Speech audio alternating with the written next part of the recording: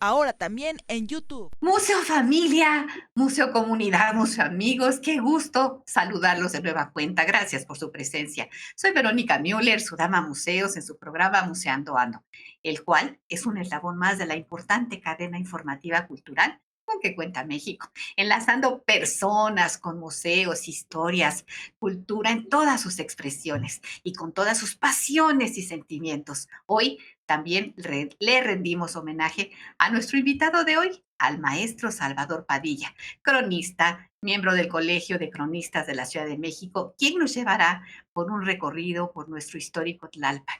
A ver, díganme si no, vamos a callejonear por este hermoso Tlalpan. Estoy segura de estar segura que no todos sabemos toda esa historia. Por eso, nuestro querido maestro Salvador Padilla nos va a llevar de la mano y nos va a apapachar y nos va a explicar todo esto. Salvador, muy bienvenido. Muchas gracias, Vero.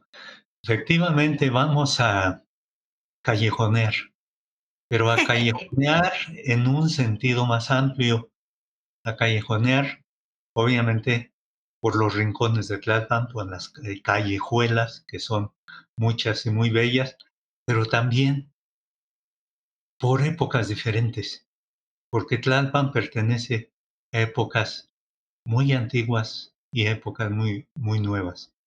Y queremos hablar de este Tlalpan en sus varias dimensiones temporales. Mi idea es eh, comenzar con el pasado más remoto para luego acercarnos hacia nuestro presente. Esa es la idea, Vero. Perfecto, muchísimas gracias. ¿Y qué creen? Que también es músico y de eso también le vamos a escarbar para que nos diga cómo es que decidió ser cronista y músico a la vez. Y pues nos escuchan por internet para todo el mundo en www.radioformula.mx, museando ando por el 104.1 de FM y 1500 de AM abriendo la conversación. Gracias, Grupo Fórmula. Al terminar nuestro programa por radio tenemos el bonus por YouTube y Facebook como Museando Ando Oficial. Y les vamos a ir explicando muy bien porque vamos a tener una presentación con diapositivas y los amigos de la radio se los vamos a describir para que ustedes no se queden qué están diciendo. Y siempre agradeciendo a nuestros invitados sus aportaciones y puntos de vista particulares. Mensajes en programa y bonus en el WhatsApp 55 20 68 54 63. Agradecimientos por el apoyo a ZR Producciones, Sai y Jesús Alberto Rodríguez. Su WhatsApp 55 12 42 35 75.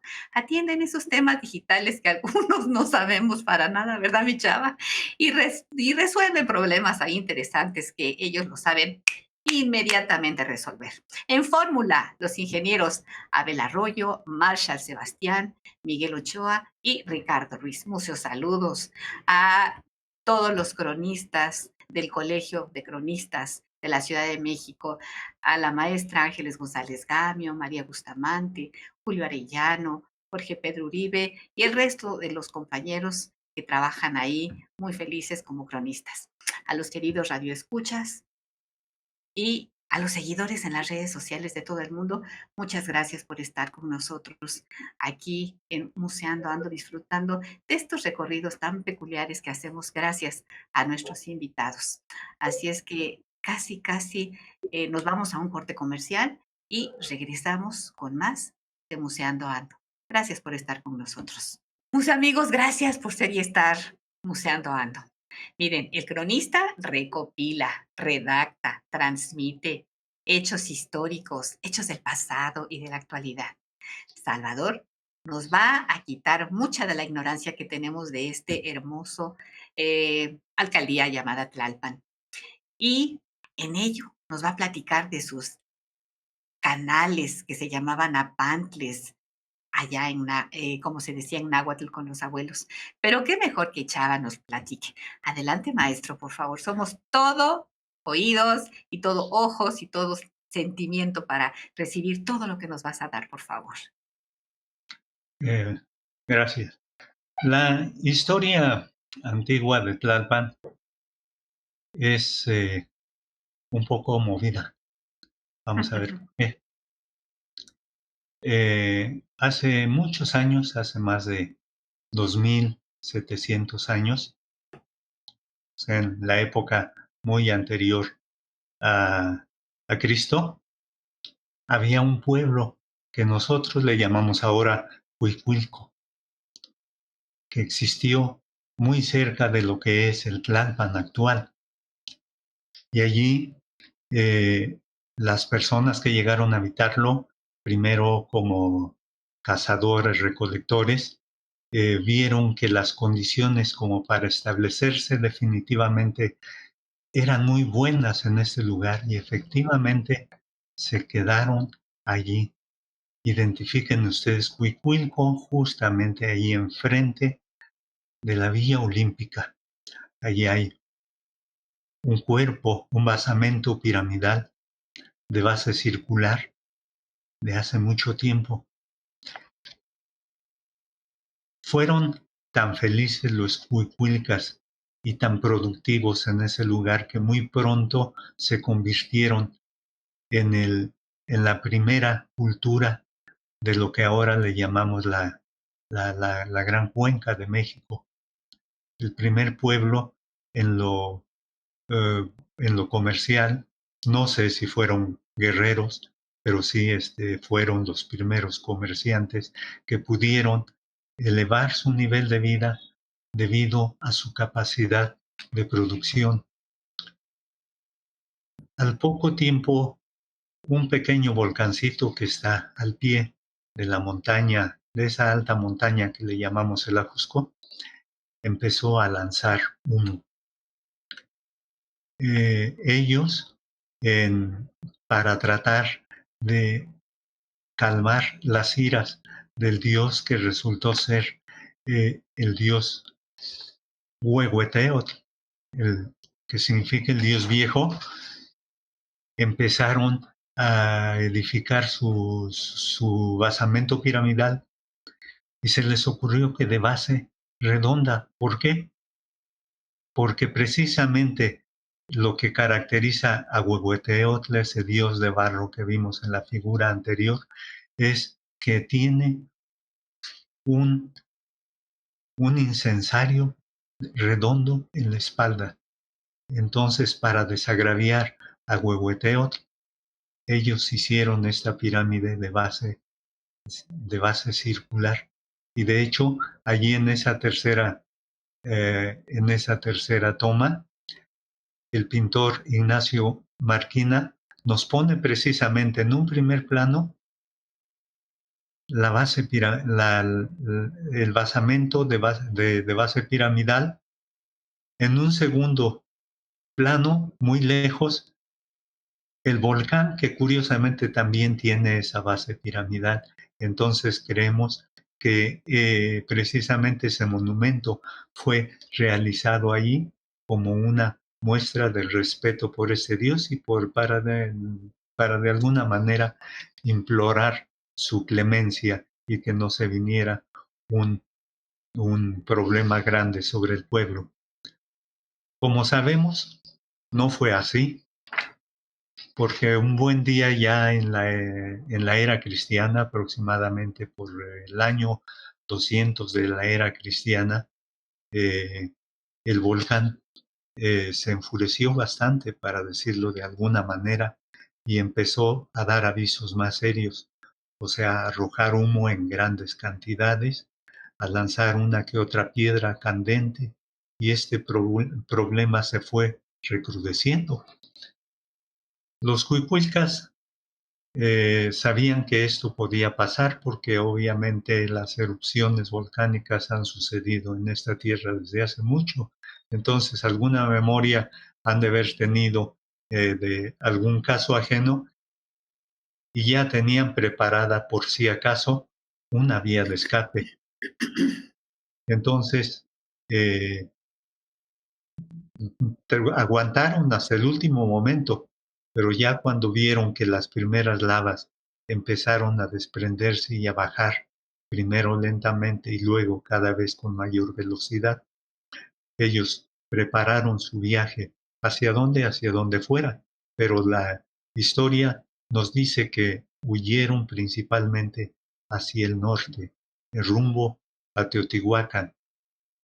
Ha de haber sido muy doloroso para ellos desprenderse del lugar donde habían vivido por tanto tiempo, donde habían logrado hacer una vida feliz, una vida productiva.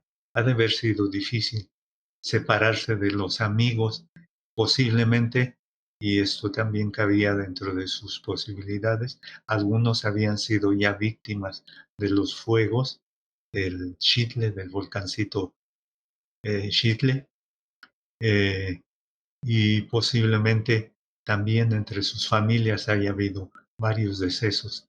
Pero esto es, en resumen, lo que pasó en esa primera etapa. La erupción volcánica feroz en determinado momento del Xitle y ver cómo se venía la lava a una velocidad de 10 metros por minuto, o sea, con tiempo suficiente como para ellos encaminar sus pasos hacia otro lado. ¿Qué pasó después de esto?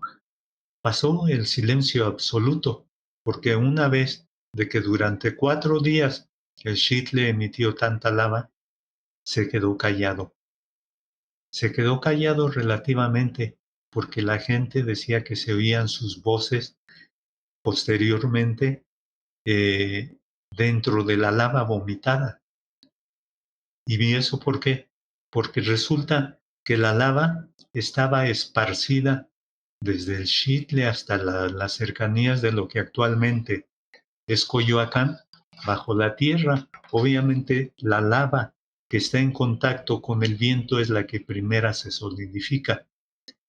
Y así fue en este caso. Se solidificó la lava superficial, pero internamente seguía fluyendo la lava que todavía estaba en estado líquido. Y así se formaron allí en ese pedregal, que poco a poco se fue haciendo más negro y más frío. Se hicieron unas cuevas grandes por todos lados, donde las personas que las conocieron decían que podía entrar un hombre perfectamente a caballo. Esas cuevas luego las utilizaron la gente de mala conducta, los malhechores, para esconderse, para esconder allí eh, el fruto de sus hurtos. Cuando se pobló por fin la colina cercana de Tlalpan, de hecho no se llamaba Tlalpan, sino se llamaba, recuerdo en un momento, Nahualapan, la colina de Nahualapan, que significa el río, lo que se convierte en río, aquello que se convierte en río. Creemos que tomó esa colina ese nombre porque nada más hay que ver en una tarde de lluvia grande en el centro de Tlalpan, y Tlalpan mismo se convierte en río. Por eso la colina se llamó de Nahualapan. Ya los pobladores que vinieron mucho tiempo después, 1500 años después, ya pudieron ponerle a esa misma colina Tlalpan, un lugar sobre la tierra, para diferenciar a este lugar de las poblaciones que estaban a la orilla de la gran laguna. Entonces, ellos estaban sobre la tierra, ninguna inundación podía llegar tan alto como hasta donde estaban ellos. Muchas gracias. Qué bien, maestro. ¿Y cómo fue que te llamó a ti la atención, sin tú vivir ahí, estar estudiando esta parte tan importante de nuestra historia, de nuestro país? Bueno, siempre me llamó la atención Tlalpan desde que era niño. No sé si a ti te tocó jugar un jueguito de mesa que se llamaba Turismo Nacional, Turista Nacional. Ah, sí, cómo Y no. allí en Turista Nacional aparecían lugares como Acapulco, como Mazatlán, pero curiosamente aparecían, yo me acuerdo que eran 4 o 5 lugares de lo que entonces era la capital: Tacubaya, Xochimilco, San Ángel y Tlalpan. Y allí ¿Y sí, qué tal? ¿Y qué tal que nos quedamos con Tlalpan para ir a un corte comercial? ¿Qué te parece, mi maestro Salvador? Muchas gracias. Regresamos con más de Museando Ando, Muse amigos. Gracias por estar con nosotros. Muse amigos, gracias por estar con nosotros. Aquí estamos descubriendo, gracias al maestro Salvador Padilla, quién es y por qué, y cómo se llama y su origen de nuestra ahora alcaldía, antes llamada Delegación Tlalpan. Nos quedamos exactamente en la palabra mágica que da pie a esta conversación, mi querido Chava, Tlalpan. Continúa, por favor. efectivamente, nos quedamos en la palabra Tlalpan. Muchos años después, esa colina también se empezó a poblar. Ya no con los mismos habitantes de Cuicuilco, pues aquellos se habían ido muy lejos. Pobladores nuevos, posiblemente otomíes, posiblemente tecpanecas, no lo sabemos con certeza, pero sí sabemos que se empezó a poblar esta colina nuevamente. Por eso, cuando llegaron, después de la derrota de Tenochtitlan, cuando llegaron los, los europeos, los españoles, primero los frailes, porque acá ya habrán llegado eh, primero los frailes, yo creo, que los soldados. O tal vez los soldados primero y enseguida los frailes. No hubo mucha diferencia de años. Eh, le pusieron a este lugar, le quisieron poner a este lugar otro nombre. Llegaron un 28 de agosto, día de San Agustín. Se dice que del año 1532. A lo mejor el año preciso es parte de la leyenda, pero que llegaron un 28 de agosto, eso parece ser un dato más cierto, porque ellos eligieron el nombre para el lugar donde decidieron establecer el templo de doctrina, el templo donde se iba a adoctrinar a los indígenas de los pueblos de los alrededores. Entonces al lugar le pusieron 28 de agosto, día de San Agustín. Ujú. Y curiosamente no le pusieron San Agustín Tlalpan, no sé por qué. Le pusieron San Agustín de las Cuevas, y eso sí sé por qué, porque ya hablamos hace un momento de que este lugar estaba lleno de lava ya petrificada, porque ya habían pasado muchos años, muchos cientos de años desde la erupción del volcán. Y entonces el único remanente que había para recordar esa erupción era la lava. Y en la medida que se fueron internando en la lava, se dieron cuenta de que había dentro de la lava muchas cuevas muy alrededor, muy cercanas a Tlalpan. Entonces dijeron, San Agustín Tlalpan, no, vamos a ponerle San Agustín de las Cuevas. Entonces, Interesante. Ajá. Continúa, mi Chava. sí, allí tenemos, en ese cuadro, el anterior, por favor, tenemos una copia de lo que se le llama el mapa de 1532, que se supone que es, le llamamos nosotros no un mapa, sino un título primordial. El título primordial es aquel que los indígenas mandaron hacer de su territorio, y lo mandaron hacer, en este caso, con caracteres para que lo pudieran entender los europeos y lo pudieran entender los indígenas. Obviamente, ante los títulos primordiales anteriores a la llegada de los españoles eran solamente en caracteres indígenas. Aquí no, porque también el destinatario de la información eran los pues personas de formación europea. Entonces, la iglesia principal que está allí marcada es precisamente el templo de San Agustín de las Cuevas. Abajo justamente de ese de ese templo principal hay una cruz donde se menciona el año creo que tiene, no lo alcanzo a ver, 1532 o algo así. Sí, me parece que es 1532, entonces coincide con la fecha de arriba, pero en algún otro lugar tiene otra fecha. No la identifico.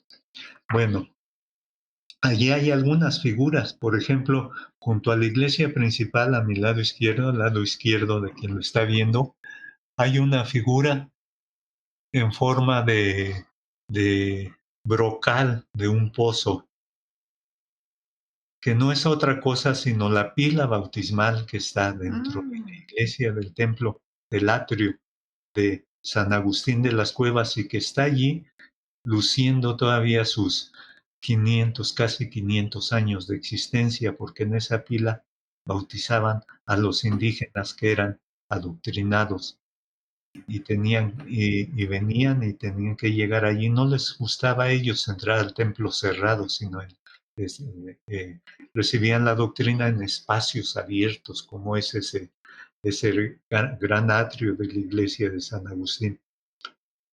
Allí abajito y a mano derecha de la iglesia principal hay unos fieles en oración. Quiere decir que son personas ya catequizadas, ya rendidas al cristianismo. Y a lo largo y ancho del resto del título primordial están las capillas de los pueblos y barrios de Tlalpan, o sea, de San Agustín de las Cuevas. Está, por ejemplo, por ahí cerca, el barrio del Niño Jesús, La Pixca. Está el barrio de San Marcos, el barrio del Calvario y el barrio de la Santísima. El barrio de la Santísima estaba, bueno, la Santísima era un pueblo que posteriormente cambió de nombre y se llamó La Fama Montañesa, donde se instaló una muy famosa fábrica de productos textiles. El barrio de San Marcos, pues es el que está allí en una de sus partes, subiendo por la calle principal de Tlalpan. Una de sus lados está donde está el Panteón. Allí está la calle de San Marcos. El otro, el barrio del Niño Jesús, está por allí, por la zona muy cercana a la zona de hospitales, por ahí por donde está el hospital de enfermos mentales. Y muy cerca, el barrio de la Santísima, pues ya dije que es donde estaba la fábrica de textiles, la Fama Montañesa. Pero también son los barrios, también están los pueblos. Por ejemplo, el pueblo de más arriba, que es el pueblo de Santo Tomás Ajusco, allá pegado al Ajusco, que curiosamente lo ponen en la esquina esta oscura a la derecha y abajo.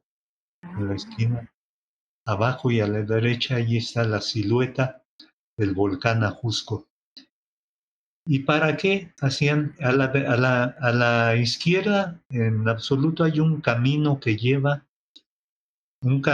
sube, que asciende y luego se da vuelta hacia la derecha para llegar al pueblo de Tepepan.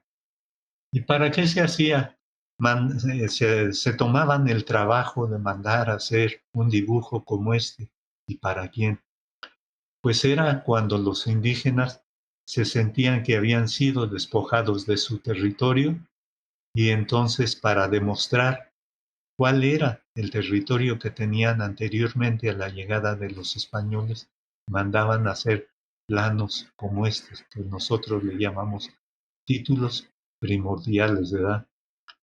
La historia de estos títulos primordiales era muy interesante porque en determinado momento los españoles, cuando vieron que un documento como este servía para quitarles el terreno que antes ellos habían expropiado, entonces empezaron a desautorizarlos y decir, no, Ese es un mapa apócrifo, no se debe tomar en cuenta. Y había jueces que hacían caso al español y entonces no le quitaban las tierras que el español había despojado.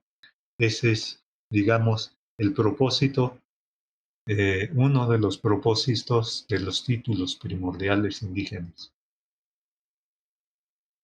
Verdaderamente es muy interesante todo lo que has estado investigando y lo que nos compartes, mi querido Chava, porque si no fuera por esas eh, investigaciones que acabo de mencionar, ¿qué sería de nosotros ignorando todo lo que nos rodea, no nada más en la Ciudad de México, sino en toda nuestra capital?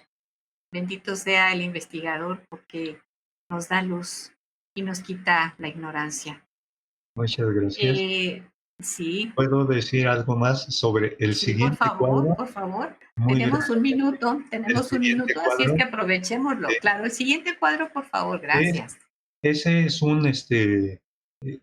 nos representa ahí, lo dice el curato de San Agustín de las Cuevas. Todo esto que está representado en el título primordial está aquí ya expuesto, son los pueblos y fundados por los españoles, o donde ya los españoles los conocían de esta manera, y donde estaba, por ejemplo, ahí hay una muy cerca de San Agustín de las Cuevas, a la derecha dice Casa del Marqués. Si ese, el Marqués era Hernán Cortés, que fue Marqués Ah, del Valle de Oaxaca. Y a la derecha de la Casa del Marqués está Peñapobre, eso lo conocemos como una fábrica donde está en Bursa claro ahora. que sí. Ahora, Entonces, ¿qué te parece que nos quedamos con Peña Pobre y nos vamos al comercial? me parece Gracias. Excelente. Muchas gracias, mis amigos. Regresamos enseguida. Gracias por estar con nosotros. Mis amigos, aquí estamos disfrutando del curato de San Agustín de las Cuevas. Nos acaba de decir un nombre mágico, Hernán Cortés y Peña Pobre. Ay, y también le estaba preguntando en el corte que ahí hay un sello, porque este documento, pues, fue copiado de la Biblioteca de Toledo en España. ¿No es así, mi chava? así es, yo creo que el documento original debe estar allá en aquella biblioteca. Este libro no es solamente el libro del curato de San Agustín de las Cuevas, sino de todos los curatos de la Nueva España que tiene unos huecos el libro, pero Mm. tiene una gran cantidad de curatos. O sea, por ejemplo, junto a este está allá el curato de Xochimilco, el curato de San Juan de Coyoacán. Ajá, ajá. Entonces, diferentes curatos, y así puedes encontrar los curatos desde aquí hasta Acapulco y hasta la Huasteca Potosina. ¿Qué tal? Continúa, mi chava. Sí. Pasamos a la siguiente para no retrasarnos en ¿qué somos en Tlalpan? Mexicas, tecpanecas o culúas. Culúas son la gente de Culhuacán. Lo vamos a pasar brevemente esto. Se dice que cuando llegaron los españoles aquí al altiplano mexicano, y cuando llegaron allá a visitar de alguna manera los pueblos de la Jusco, buscando a ver qué más podían hacer, se dieron cuenta de que la gente que vivía allí, por ejemplo, en Santo Tomás Ajusco, era gente de raíz tecpaneca. La gente de raíz tecpaneca era la que había sido dominada desde hacía mucho tiempo atrás, o sea, no mucho tiempo atrás, 200 años atrás, por los tecpanecas de Azcapotzalco. Azcapotzalco en aquella época, 200 años atrás, o sea, por el año 1300 aproximadamente, era el equivalente a lo que después fue Tenochtitlan. Era el pueblo dominante de los pueblos de la cuenca del Valle de México. Y perdieron ellos su poderío cuando hacia 1427, 1429, en esos 2 años, los mexicas de Tenochtitlan lograron derrotarlos y formaron la Triple Alianza con Texcoco y con Tacuba. Entonces, siguió siendo Santo Tomás Ajusco, no se llamaba Santo Tomás, obviamente Axoxco, Ajusco, siguió siendo pueblo tecpaneca, pero sometido a los mexicas de Tenochtitlan. ¿Y sometido en qué sentido? Pues fundamentalmente en el de pago de un tributo. Otros pueblos, por ejemplo, el de Topilejo, se dice que ese es más bien de raíz xochimilca o culhuacana. Entonces, aquí en la actual alcaldía de Tlalpan tenemos población. Bueno, si tuviéramos población descendente directamente, tendríamos de esos tres pueblos. Aquí enseguida tenemos un cuadro de Daniel Thomas Egerton, 1839. Este cuadro se pudo haber pintado 30 años atrás y posiblemente nos hubiéramos encontrado 30 años atrás, bueno, nos hubiéramos encontrado con la misma imagen exactamente, pero con la diferencia es que este San Agustín de las Cuevas ya es el San Agustín de las Cuevas mexicano, y el anterior igualito hubiera sido el hispano, hubiera sido el colonial. ¿Por qué? Porque las cosas no cambiaban tan rápido. Entonces, aquí lo que vemos en la parte central es el templo de San Agustín de las Cuevas. Y si nos fijamos, ahí hay como que está muy alto, como que tiene 2 torres que en la realidad no existen. Una de esas 2 torres, la que está a nuestra derecha, es un reloj muy grande que trajeron en 1827, cuando Tlalpan se convirtió en capital del Estado de México, cuando lo trajo el gobernador de entonces, Lorenzo de Zavala, y lo instaló en el lugar más alto que pudo para que ese reloj rigiera los tiempos de San Agustín de las Cuevas, que dijo: no quiero que se llame San Agustín de las Cuevas. ¿Cómo quiere que se llame, gobernador? Quiero que se llame como se llamaba antes. ¿Cómo se llamaba antes? Se llamaba Tlalpan. Entonces, en esa fecha, 1827, es cuando Tlalpan recupera su nombre indígena y deja de ser oficialmente San Agustín de las Cuevas. Atrás están los volcanes tanto el Popo como el Iztaccíhuatl. A la derecha hay otro gran edificio plano. Ese edificio era el edificio del hospicio, se le llamaba. El hospicio, ¿por qué el hospicio? Porque era un lugar donde se hospedaba gente. ¿Qué gente? Esa gente eran unos frailes franciscanos, dieguinos, que habían llegado a este lugar porque iban de paso. ¿De paso a dónde? Pues viniendo de la Ciudad de México, y de paso hacia el sur, pues está Cuernavaca, o está más lejos, Acapulco. Ellos iban a Acapulco. ¿Por qué? Porque ya se habían descubierto las islas Filipinas y la ruta de las misiones era de, de Sevilla, del puerto de Sevilla, al puerto de Veracruz, del puerto de Veracruz subir a lomo de mula o a pie hasta la Ciudad de México, y de la Ciudad de México también lo mismo, a lomo de mula o a pie hasta el puerto de Acapulco, donde tomaban la nao de China que los iba a llevar hasta el lejanísimo puerto de Acapulco. Hacían un viaje de 3 horas, de 3 días, de 3 meses de largo, pero a veces se retrasaban un poquito más. Y el más largo, el viaje más largo es cuando hacían el viaje de retorno desde las Filipinas a México, porque a veces tardaban hasta 5 meses en el mar. Y a veces esos 5 meses en el mar significaban epidemias de algo.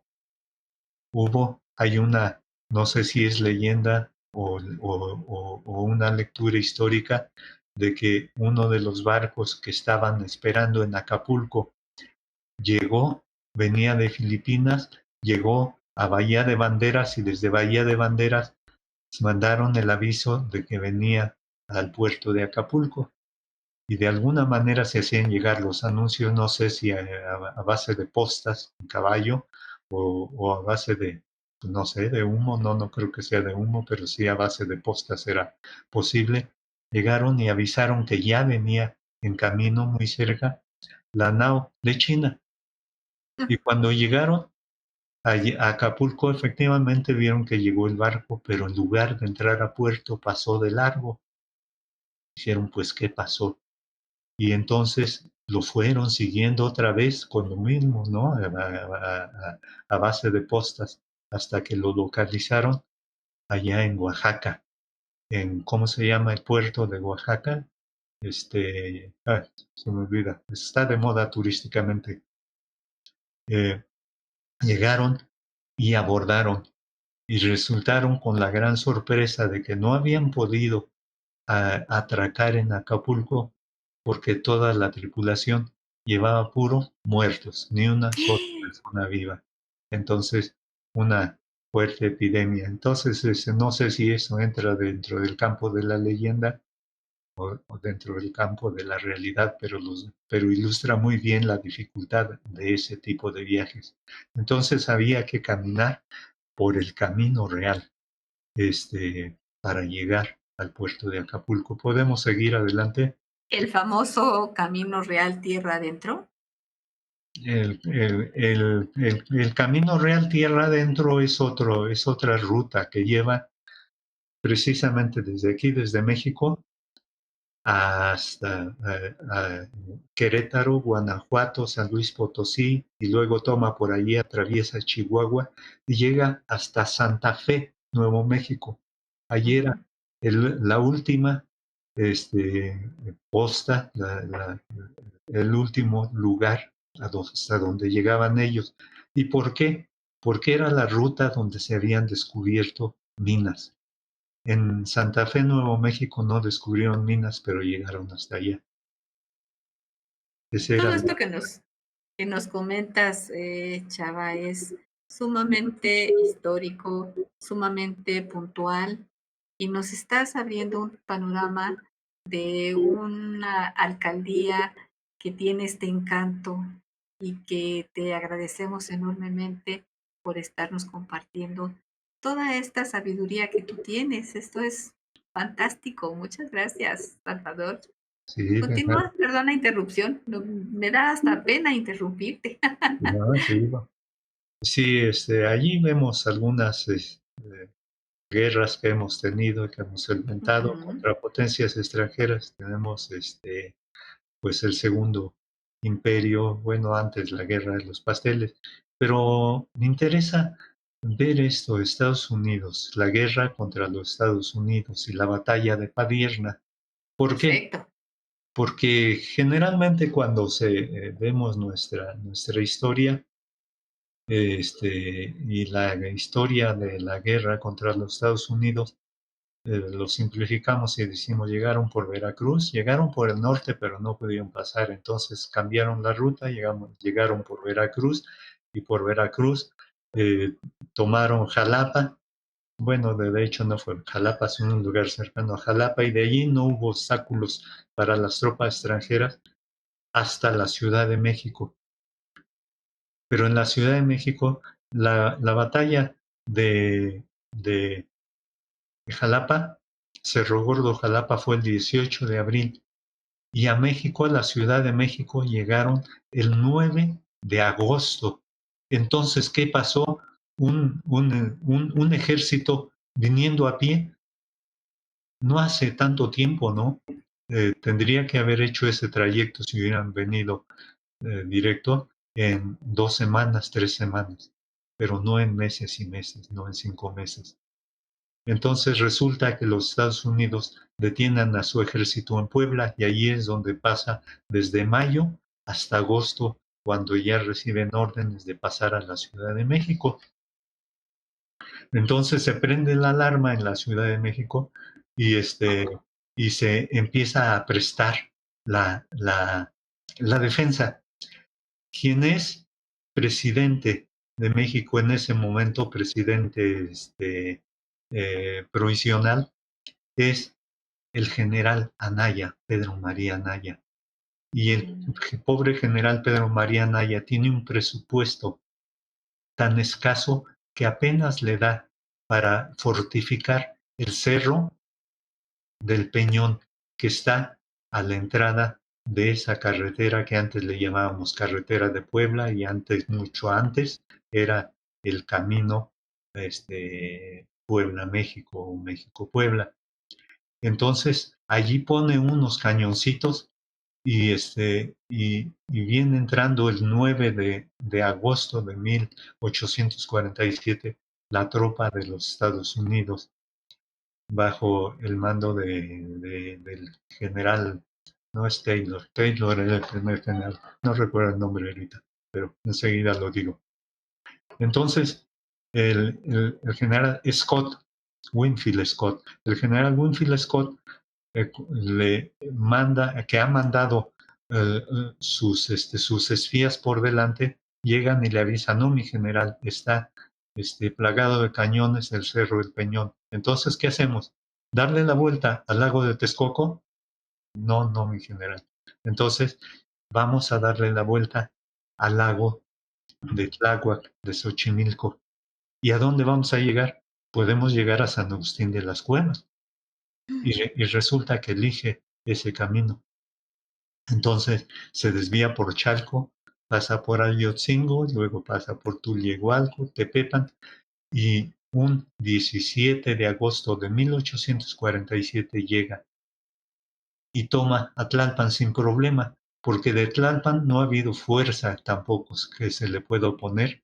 Está por allí el general Santana con algunos de sus soldados, pero huye porque él tiene nada más la consigna de defender la ciudad y allí todavía no es la ciudad. Entonces solamente sale el teniente gobernador del Estado de México, un tal señor Fernández, al frente de 36 hombres. ¿Y qué pueden hacer 36 hombres contra 12,000? Nada. Entonces llegan las tropas de Estados Unidos con violencia y se instalan porque lo que les surge a ellos es obtener víveres y, y un lugar donde descansar. Entonces llegan y efectivamente Tlalpan tiene todas esas condiciones, comen opíparamente y se quedan ahí para salir el 19 de agosto.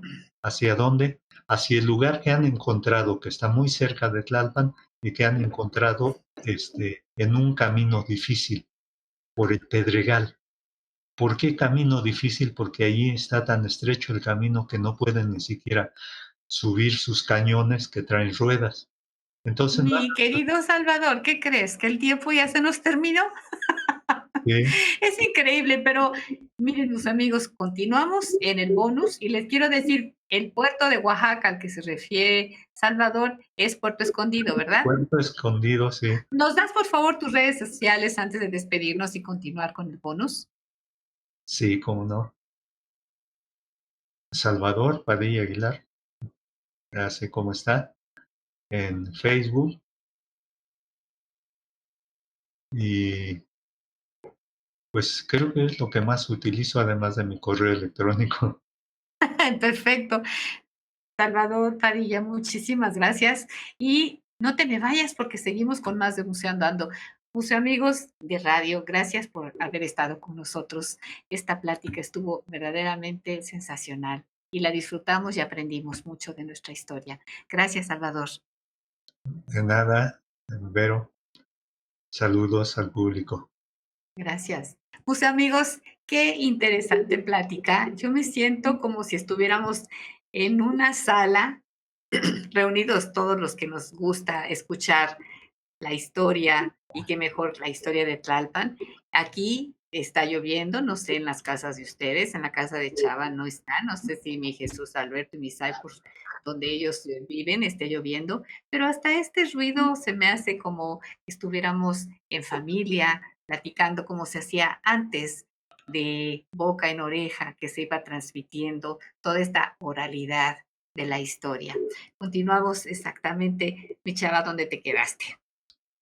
Me quedé en el momento en que, habiendo pernoctado 2 noches en Tlalpan, el ejército de los Estados Unidos, en las casonas principales de Tlalpan, desde la, la, la Casa de las Campanas, la parroquia, imagínate, los salones de la parroquia, el edificio de cadena, la secundaria 29, todos los mejores lugares fueron ocupados por las tropas de los Estados Unidos. Otros se fueron a quedar cerca de Peña Pobre, en el rancho, en un rancho que había allí, el Rancho La Merced. eh, Mm. y, y se quedan 2 días, descanso y alimentación, para prepararse hacia su incursión por Padierna. ¿Dónde era Padierna entonces? Padierna está, vamos a poner 2 polos. Uno es el cerro Zacaltépetl, justamente es el cerro que está pegado al centro comercial Perisur. Ujú. Ese es el cerro Zacaltépetl. Y el otro sería el cerro del Pelón Cuautitla, uno que estaría muy cerca del Ángeles del Pedregal, de aquel lado.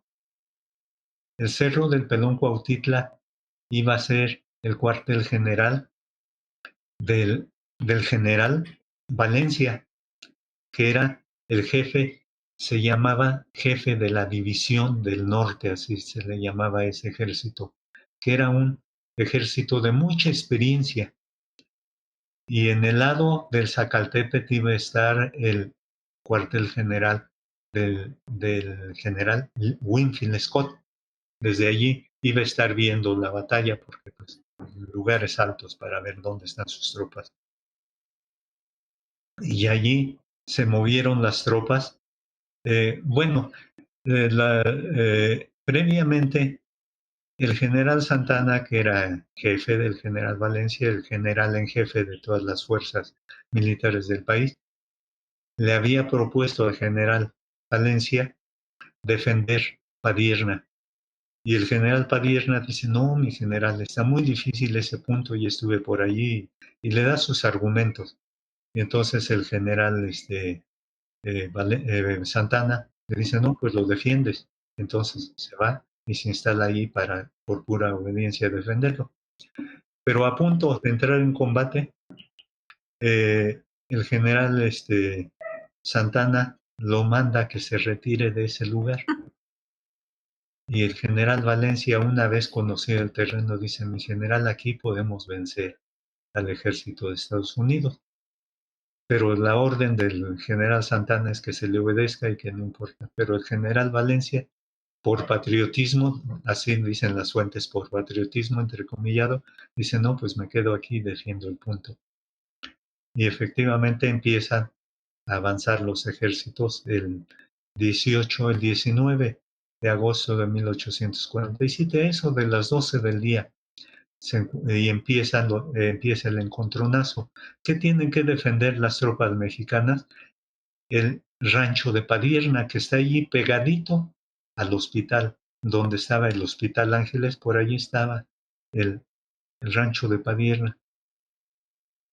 Y entonces manda un grupo del ejército de Estados Unidos a que ataque, yendo, avanzando directo hacia el rancho de Padierna, y otro grupo, mientras tanto, que se meta por entre el Pedregal, el dificilísimo Pedregal, hacia donde está ahora la ciudad universitaria, y que por allí vaya encontrando caminos para llegar al bosque de San Jerónimo, que estaría justamente detrás, a la espalda de las fuerzas mexicanas, y luego sorprender a las fuerzas mexicanas por el frente y por la espalda.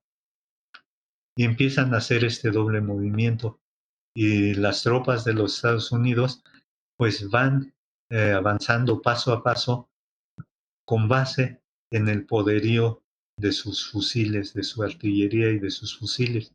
Van avanzando poco a poco hasta que a eso de las 3 de la tarde logran tomar el rancho de Padierna.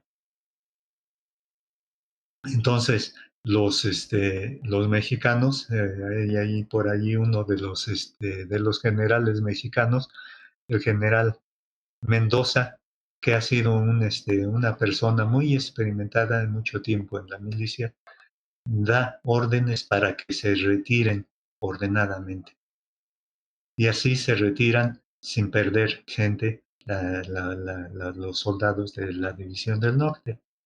Se reponen en otro lado y desde allí siguen atacando a las fuerzas de los Estados Unidos, que ya no pueden avanzar. Pasa las 3 de la tarde, las 4 de la tarde, y a eso de las 4:30 aparece por el lado de San Ángel, un lugar que se llamaba Lomas del Toro, aparecen las tropas de un general mexicano, del general Pérez, y toca el clarín, y al mismo tiempo manda a sus soldados a que se pongan en plan de combate. Y suenan por allí 2 o 3 cañonazos, y entonces la gente del ejército mexicano, de la División del Norte, se pone muy contenta, porque sabe que si ataca en ese momento el general, atacaría la espalda de las fuerzas que llegaron hasta San Jerónimo, hasta el bosque de San Jerónimo. Y el general Winfield Scott ve eso, y hay relaciones que dicen que hizo un gesto de desprecio, y se aprestó él a dar la orden de retirada, porque allí hubiera sido el acabose para su ejército. Fíjate, Chava, que me estás haciendo recordar un pasaje de la historia eh, en donde está el general Anaya junto con el señor Santana, y le dice también el general Anaya que por favor lo apoye, que le mande armas, que le mande fusiles, que le mande todas estas cosas que se necesitan para la guerra. Y él dijo que sí, y que aguanten. Entonces, el libro se me quedó tan grabado, da la media vuelta, sale Santana, cambia de bando y lo abandona, porque dijo, por favor, mi general Santana, cuídenos la retaguardia, estamos aquí echándole las ganas, ¿no? Como lo diríamos actualmente en un lenguaje coloquial. Y dije, bueno, ¿qué tipo de personaje es este señor Santana, verdad? Era un personaje misterioso. Pero bueno, entonces no manda que ataquen las tropas del general Pérez, que dependían de él. Pero mientras tanto, los soldados mexicanos, todavía al impulso de la aparición de las fuerzas del general Pérez, eh, se lanzan con todo lo que pueden, y logran sacar a los gringos del rancho de Padierna. Entonces les da mucho gusto, y quedan así las posiciones, y todo el mundo está esperando que ataquen las fuerzas del general Pérez, y jamás les dan la orden de ataque. Y en ese momento, entonces, el general Winfield Scott, que está a punto de dar la orden de retirada, les dice a sus generales: no, aguanten, aguanten, quién sabe qué es lo que está pasando con los mexicanos. Mientras tanto, se viene la noche, y los soldados se van a descansar, los soldados mexicanos sin cenar, porque además empieza a caer una de esas lluvias que suelen caer en el sur de la ciudad de México y más acá en la sierra. Y al otro día muy temprano se da la orden de ataque a las 5:30 de la mañana y empiezan a atacar los soldados de los Estados Unidos y los mexicanos empiezan a sacar su fusil con la desesperación de que no pueden funcionar sus fusiles porque la pólvora se les mojó. Ay, qué horror. Entonces empieza ya los soldados mexicanos tan disciplinados el día anterior, ya ven que no tienen forma de zafarse, sino corriendo, y entonces lo empiezan a correr, se desorganizan y los soldados americanos lo único que hacen es apuntar y tirar, y así van muriendo muchos soldados mexicanos. Hasta que ya los generales mexicanos se rinden, hacen el balance, son 2.600 y tantos, 2.657 soldados mexicanos fuera de combate y más de 1.000 soldados gringos también fuera de combate, o sea que la batalla estuvo muy reñida, muy peleada. Pero entonces empieza la huida de los soldados mexicanos que bajan y se van a refugiar. ¿A dónde creen ustedes que se van a refugiar? Cuéntanos. Se van a refugiar al convento de Churubusco. Ahora sí. Recordemos cómo comenzamos la batalla el 19 de agosto y ya es la mañana del 20 de agosto donde a partir de determinado momento van a tener su segunda batalla, su primera en Padierna, su segunda batalla dentro del convento de Churubusco. Ay, con este señor Anaya y con este señor Santana, ¿verdad? Entonces, ese episodio es importante para Tlalpan porque pues en ningún momento se menciona ya que fue el lugar que en la primera ciudad tomada de la Ciudad de México, el primer poblado tomado por las tropas de los Estados Unidos y luego también la defensa de Padierna, un lugar donde se pudo haber vencido a las tropas de los Estados Unidos. Quién sabe por cuánto tiempo, ¿no? Seguramente hubieran regresado y con refuerzos. A mí lo que me causa mucho dolor y mucha tristeza es imaginar el momento de la guerra, en donde no están descansados, no están bien comidos, tienen todo en contra, pero el mexicano y las personas que están defendiendo lo suyo, en cualquier parte del mundo siempre lo diré, sacan fuerzas de sepa Dios dónde, es el orgullo por pertenecer a un lugar y decir esto lo voy a defender con mi vida, casi nada. Ofrendo mi vida para que estos invasores pues no hagan de las suyas, ¿no? En nuestro Sí, país, así es, ¿no? En este momento que estamos hablando de esto.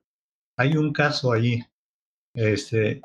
cuando tienen los gringos la posesión del rancho de Padierna, hay un oficial, un sargento, oficial de rango bajo, un sargento, el sargento Chauvilla, que es un hombre que a todo mundo le levanta la moral, es bromista Mm, y valiente. Entonces, cuando ve que las tropas de los Estados Unidos toman el rancho de Padierna y plantan su bandera en lugar de la mexicana, él les dice a sus amigos, ¿me apoyan ustedes? Y no saben la loquera que va a hacer este hombre. Dice, sí, te apoyamos.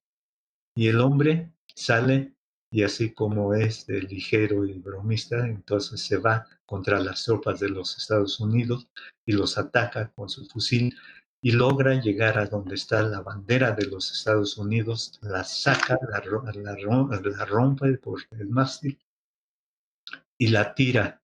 Y entonces los soldados de Estados Unidos, pues estando él ahí arriba, pues lo acribillan. Entonces cae, lo recogen los mexicanos de alguna manera y se lo llevan.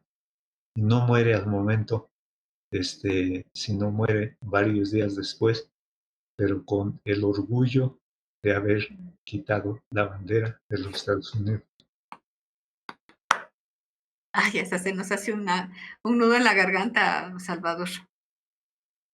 Bueno, pero son los episodios de esta guerra.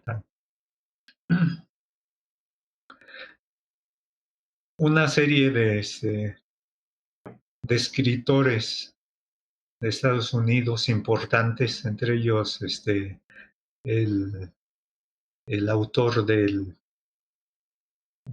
¿cómo se llama el muchacho aquel travieso hasta las cachas? Mark Twain, Mm, el autor, el escritor, y muchos ujú. otros, tengo por ahí una lista de ellos, describen la guerra contra México como la más injusta del mundo, la guerra del 46-48. Ya lo creo, chava. Todo nuestro ejército dando alma, corazón y vida para que no fuéramos invadidos por los norteamericanos y lo que nos estás platicando, pues es Sí, pero, contundente. pero posiblemente lo que no hicieron en ese momento lo hubieran hecho después, porque aprovecharon algo.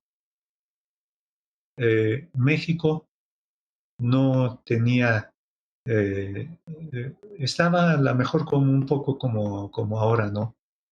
Peleando unos contra otros y el enemigo allí afuera y no siendo capaces de reunirnos como mexicanos para tener un futuro mejor, sino más bien lo que creo que nos gusta más es nuestro propio revanchismo de Ujú. unos contra otros. Entonces, no hay que pensar la guerra contra los Estados Unidos como un mal venido de fuera, sino algo que desafortunadamente todavía tenemos.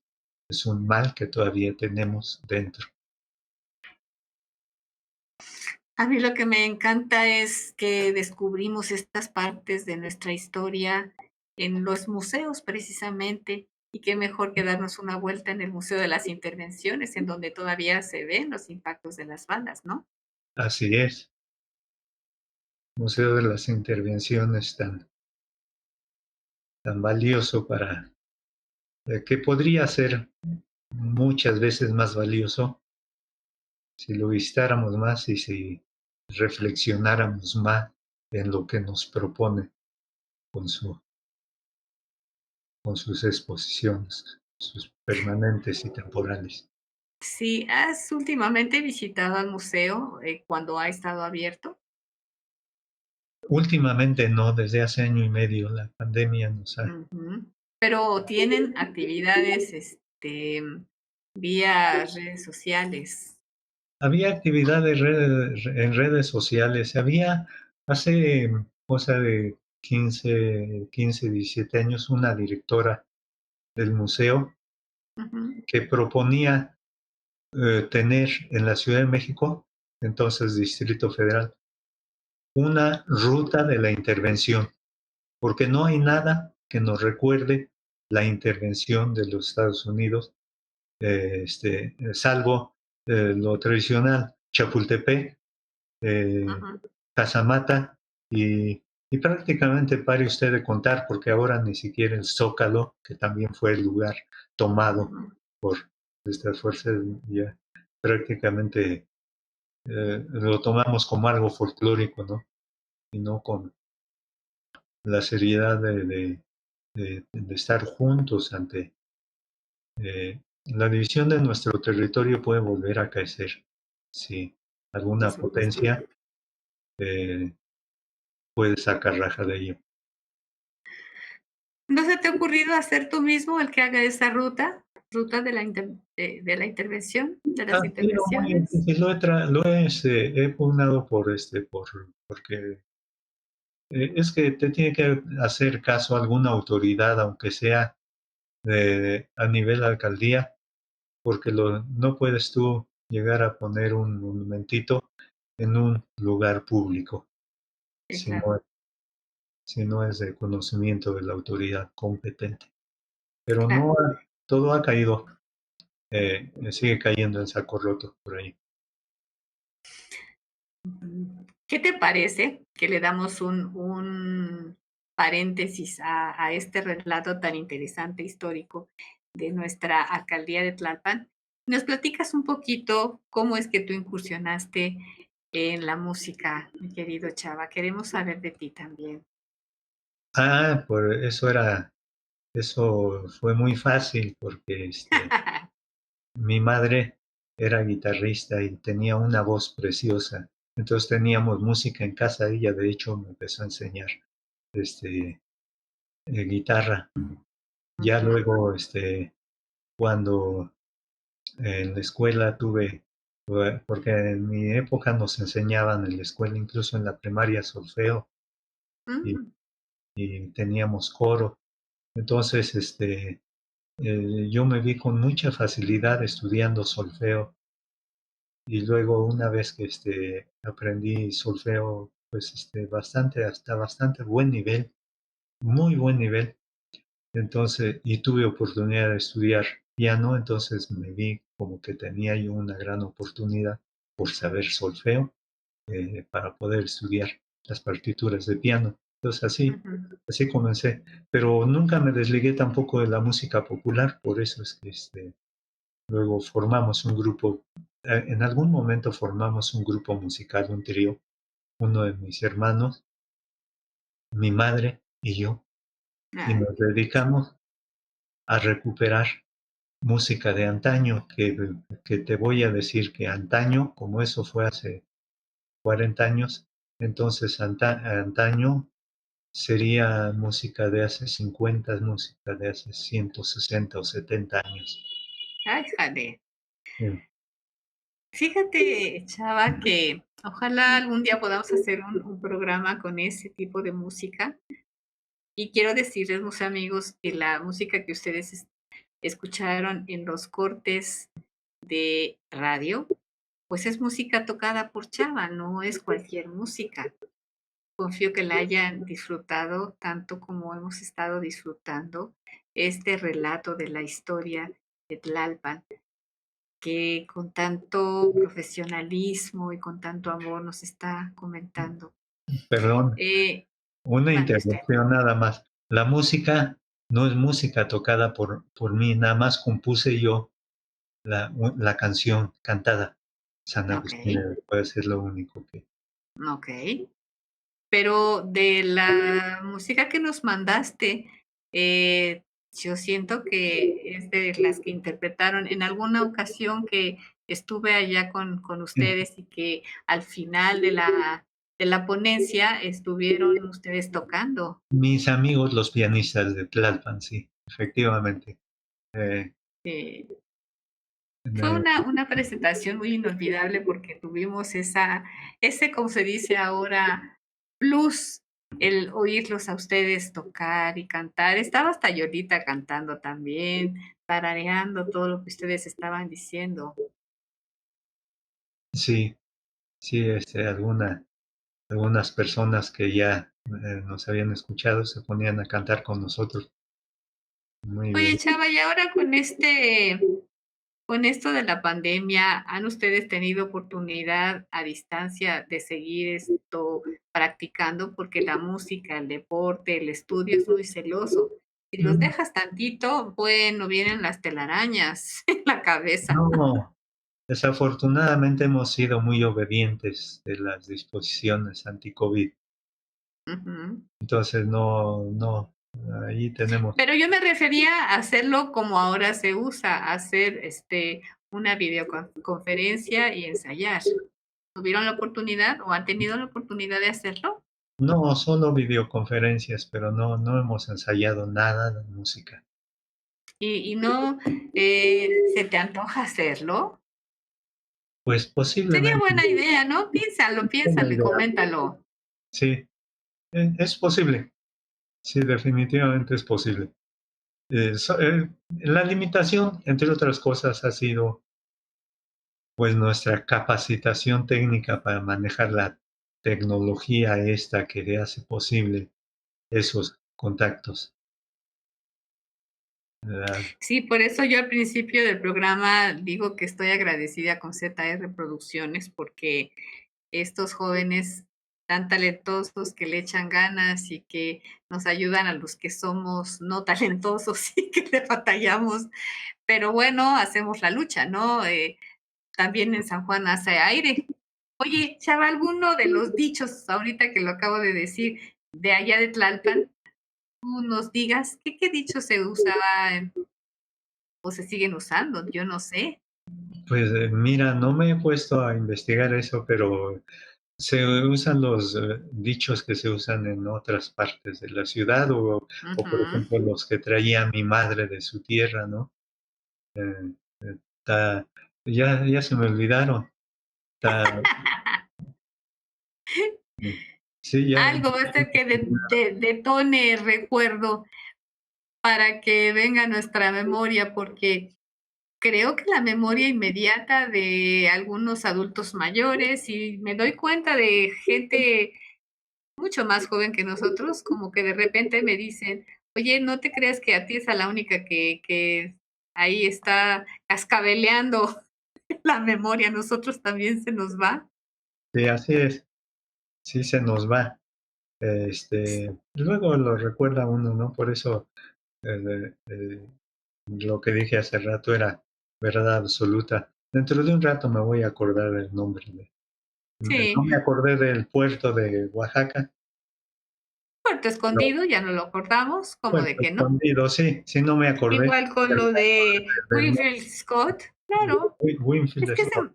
sí, sí, porque nuestra historia es tan rica, que tiene para norte, sur, oriente y poniente para dar y regalar. Y yo admiro a aquellas personas que traen en su mente todo un abanico de historias de México, de anécdotas, de vivencias, de dichos, por decir algo así, ¿no crees, Chava? Más seguro, más marrao, decía mi madre. Más seguro, Claro. más marrao. ¿No?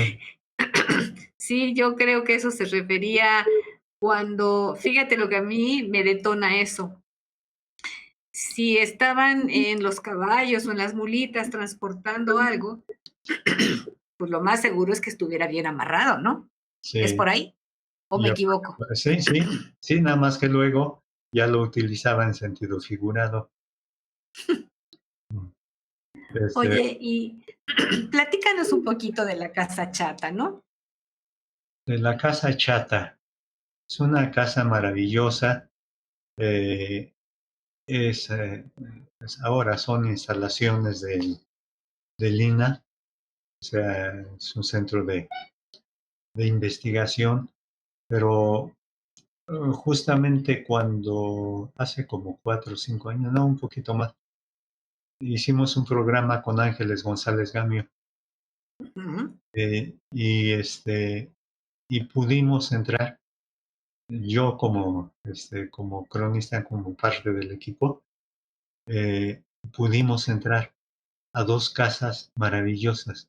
Una, la casa chata, que es realmente una belleza. Lo único que se siente allí, lo único que se extraña es la pérdida de la huerta, porque la huerta siempre estaba hacia atrás de las casas. Y Mm, hacia atrás de las casas desapareció hace mucho tiempo, en 1940, porque allí se expropió para abrir la calzada de Tlalpan hasta el entronque con la carretera de Cuernavaca. Entonces se llevaron la huerta en, en esa expropiación. qué lástima.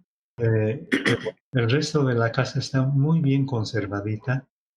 Tiene detalles, por ejemplo, en la parte final donde estuvo la capilla, tiene detalles donde te das cuenta de que hay unas figuritas allí de la servidumbre, Mm, muy bien hechecitos, coloniales, pero no sabes si es nada más la servidumbre o es definitivamente algo que se estilizaba mucho en aquella época, ¿no?